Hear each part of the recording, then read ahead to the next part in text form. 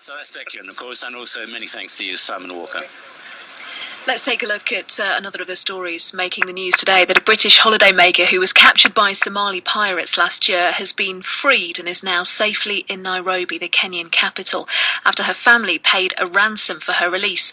Judith Tebbutt was taken from a holiday resort, you might remember, in the north of Kenya in September of last year, and her husband was shot dead by their kidnappers. Well, Ian Stevenson, who's a friend of the Tebbutt family, told the BBC he's thrilled that Judith has been released. It's such a brilliant day. As soon as I heard the news, I sent messages to everyone who I knew would be interested, and the joy was unconfined. People were laughing and crying and jumping up and down. It was excellent to hear. So, miss David tremendously. Very sorry about his death. He's irreplaceable, but Judith being free is wonderful. Let's talk to Daren Knight, who's a former Royal Marine Commando, now a security consultant who deals with international hostage situations. Good evening. Hello there.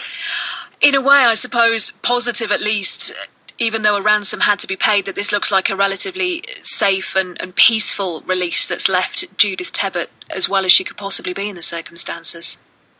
Absolutely. At the end of the day, the primary aim of the hostage negotiator is to facilitate the safe release of the hostage, and that's being attained this time. So, at the end of the day, it is a good result. We talked about the fact that it appears that the family have paid the ransom in this case, which is something that the Foreign Office always choose not to do. Does that create any kind of conflict, or is it ultimately up to the family to decide which path they take?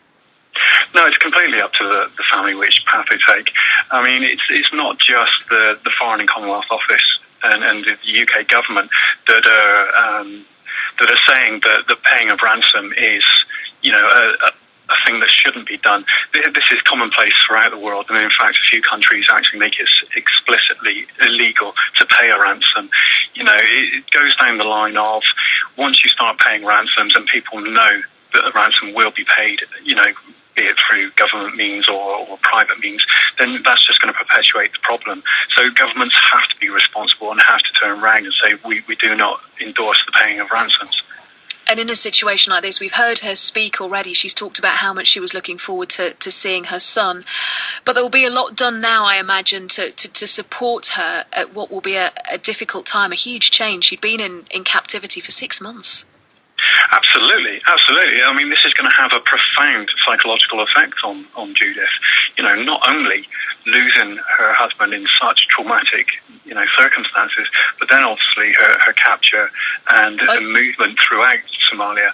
So, there will be a very stringent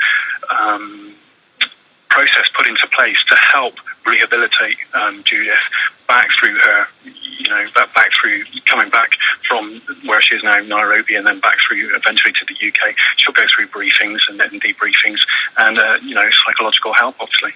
Thank you, Daren. Thanks for your insight. Daren Knight there, former Royal Marine Commando, who's now a security consultant. Orna's here. Let's see what's happening on the roads.